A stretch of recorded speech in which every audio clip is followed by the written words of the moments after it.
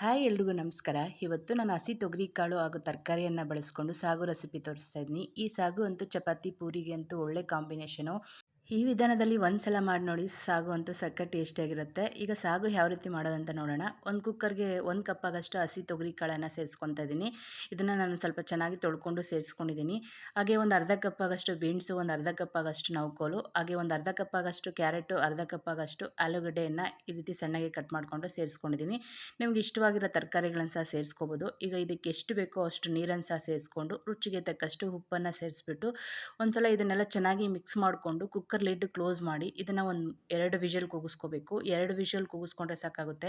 ಯಾಕಂದರೆ ಹಸಿ ತೊಗರಿ ಕಾಳನ್ನು ಹಾಕ್ಕೊಂಡಿದ್ವಲ್ಲ, ತೊಗರಿ ಕಾಳು ಬೇಗ ಬೆಂದ್ಬಿಡುತ್ತೆ. ಅದರಿಂದ 2 ವಿಷಲ್ ಕೂಗಿಸ್ಕೊಂಡ್ರೆ ಸಾಕಾಗುತ್ತೆ. 2 ವಿಷಲ್ ಕೂಗಿಸ್ಕೊಂಡು ಕುಕ್ಕರ್ ತಣ್ಣಗಾದ್ಮೇಲೆ ಓಪನ್ ಮಾಡಿ ತೋರಿಸ್ತಾ ಇದ್ದೀನಿ. ನೋಡಿ, ತೊಗರಿ ಕಾಳು ತರಕಾರಿ ಎಲ್ಲ ಚೆನ್ನಾಗಿ ಬೆಂದಿದೆ. ಸಾಗುಗೆ ಬೇಕಾಗಿರುವ ಒಂದು ಮಸಾಲಾನ ರೆಡಿ ಮಾಡ್ಕೊಳ್ಳೋಣ. ಒಂದು ಮಿಕ್ಸಿ ಜಾರ್ಗೆ 1 ಇಂಚಾಗಷ್ಟು ಚಕ್ಕೆ, 4-5 ಲವಂಗ, 2 ಏಲಕ್ಕಿ, 1 ಸ್ಟಾರು, ಒಂದು ಅರ್ಧ ಸ್ಪೂನ್ ಆಗಷ್ಟು ಕಾಳು ಮೆಣಸನ್ನು ಸೇರಿಸ್ಕೊತಾ ಇದ್ದೀನಿ. ಹಾಗೆ ಒಂದು 7-8 ಬೆಳ್ಳುಳ್ಳಿ ಹೆಸರು, 1 ಇಂಚಾಗಷ್ಟು ಶುಂಠಿ, ಒಂದು ಅರ್ಧ ಈರುಳ್ಳಿ, ಒಂದು ಅರ್ಧ ಟೊಮೊಟೊನ ಈ ರೀತಿ ಸಣ್ಣಗೆ ಕಟ್ ಮಾಡ್ಕೊಂಡು ಸೇರಿಸ್ಕೊಂಡಿದ್ದೀನಿ. ಅರ್ಧ ಕಪ್ ಆಗಷ್ಟು ಹಸಿ ಕೊಬ್ಬರಿನ ಈ ರೀತಿ ಸಣ್ಣಗೆ ಕಟ್ ಮಾಡಿ ಸೇರಿಸ್ಕೊಂಡಿದ್ದೀನಿ. ಖಾರಕ್ಕೆ ತಕ್ಕಷ್ಟು ಹಸಿಮೆಣಸಿನ್ಕಾಯಿ, 1 ಹಿಡಿಯಾಗಷ್ಟು ಕೊತ್ತಂಬರಿ ಸೊಪ್ಪು, 1 ಹಿಡಿಯಾಗಷ್ಟು ಪುದೀನ. ಹಾಗೆ ಇದು ಸಾಗು ಸ್ವಲ್ಪ ತಿಕ್ನೆಸ್ ಬರಲಿ ಅಂತ ಬಿಟ್ಟು 4-5 ಗೋಡಂಬಿಯನ್ನು ಸಹ ಸೇರಿಸ್ಕೊತಾ ಇದ್ದೀನಿ. ಅದ್ರ ಬದಲು ನೀವು ಬೇಕಾದ್ರೆ 1 ಸ್ಪೂನ್ ಆಗಷ್ಟು ಪುಟಾಣಿ ಸಹ ಸೇರಿಸ್ಕೊಬೋದು. ಈಗ ಇದಕ್ಕೆ ಎಷ್ಟು ಬೇಕೋ ಅಷ್ಟು ನೀರನ್ನು ಸೇರಿಸ್ಕೊಂಡು ನುಣ್ಣಗೆ ರುಬ್ಕೊಂಡು ತಗೊಳ್ಳೋಣ. ನೋಡಿ, ಈ ರೀತಿ ನುಣ್ಣಗೆ ರುಬ್ಕೋಬೇಕು. ಈ ಮಸಾಲ ನುಣ್ಣಗೆ ರುಬ್ಕೊಂಡಾದ್ಮೇಲೆ ಈ ಮಸಾಲನೆಲ್ಲ ಸೈಡಿಗೆ ಇಟ್ಕೊಳ್ಳೋಣ. ಈಗ ಸಾಗು ಮಾಡೋದಕ್ಕೆ ಸ್ಟವ್ ಮೇಲೆ ಒಂದು ಬಟ್ಲು ಇಟ್ಕೊಂಡಿದ್ದೀನಿ. ಅದಕ್ಕೆ 1 ಸ್ಪೂನ್ ಆಗಷ್ಟು ಎಣ್ಣೆನ ಸೇರಿಸ್ಕೊಂಡು ಎಣ್ಣೆ ಸ್ವಲ್ಪ ಬಿಸಿ ಆದಮೇಲೆ ಅದಕ್ಕೆ ಒಂದು ಅರ್ಧ ಸ್ಪೂನ್ ಆಗಷ್ಟು ಸಾಸಿವೆ, ಒಂದು ಅರ್ಧ ಸ್ಪೂನ್ ಆಗಷ್ಟು ಜೀರಿಗೆನ ಸೇರಿಸ್ಕೊಂಡು ಜೀರಿಗೆ ಸಾಸಿವೆ ಸ್ವಲ್ಪ ಚಿಟಪಟ ಅನ್ನಬೇಕು ಅದುವರೆಗೂ ಇದನ್ನು ಚೆನ್ನಾಗಿ ಫ್ರೈ ಮಾಡ್ಕೊಳ್ಳೋಣ.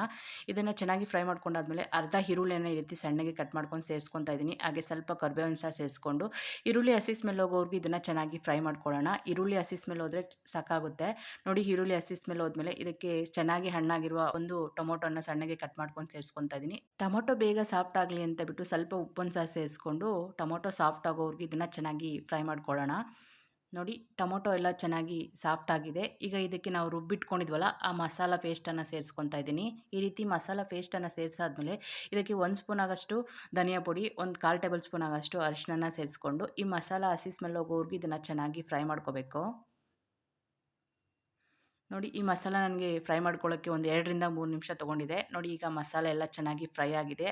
ಈ ಟೈಮಲ್ಲಿ ನಾವು ಬೇಯಿಸಿಟ್ಕೊಂಡಿದ್ವಲ್ಲ ಹಸಿ ತೊಗರಿಕಾಳು ಹಾಗೆ ಆ ತರಕಾರಿನ ನೀರು ಸಮೇತ ಇದಕ್ಕೆ ಸೇರಿಸ್ಕೋಬೇಕು. ಈ ಟೈಮಲ್ಲಿ ನೀವು ನೀರೇನಾದರೂ ಕಡಿಮೆ ಅಥವಾ ಇದ್ದರೆ ಅಡ್ಜಸ್ಟ್ ಮಾಡ್ಕೊಳ್ಳಿ. ನನಗೆ ನೀರು ಕರೆಕ್ಟಾಗಿ ಸರಿ ಹೋಗಿದೆ. ಈಗ ಇದನ್ನು ಒಂದ್ಸಲ ಚೆನ್ನಾಗಿ ಮಿಕ್ಸ್ ಮಾಡ್ಕೊಂಡು ಇದು ಒಂದು ಕುದಿ ಬರೋವರೆಗೂ ಚೆನ್ನಾಗಿ ಕುದಿಸ್ಕೊಳ್ಳೋಣ.